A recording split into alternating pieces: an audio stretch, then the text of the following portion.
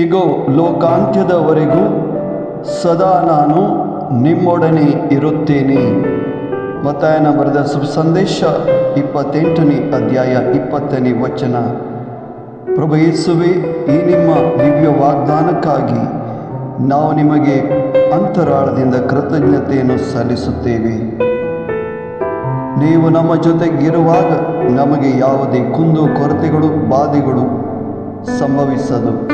ಈ ವಾಗ್ದಾನದಂತೆ ನೀವು ನಮ್ಮೊಡನೆ ಇದ್ದು ನಿಮ್ಮ ಪ್ರಸನ್ನತೆಯಲ್ಲಿ ಬಾಳಲು ನಮಗೆ ಅನುಗ್ರಹವನ್ನು ದಯಪಾಲಿಸಿರಿ ಎಂದು ಬಿಡುತ್ತೇವೆ. ಆಮೆನ್.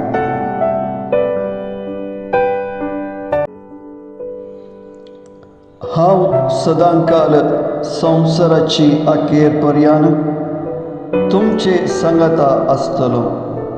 मातेवाची शुभवार्ता 28 ओळ 20.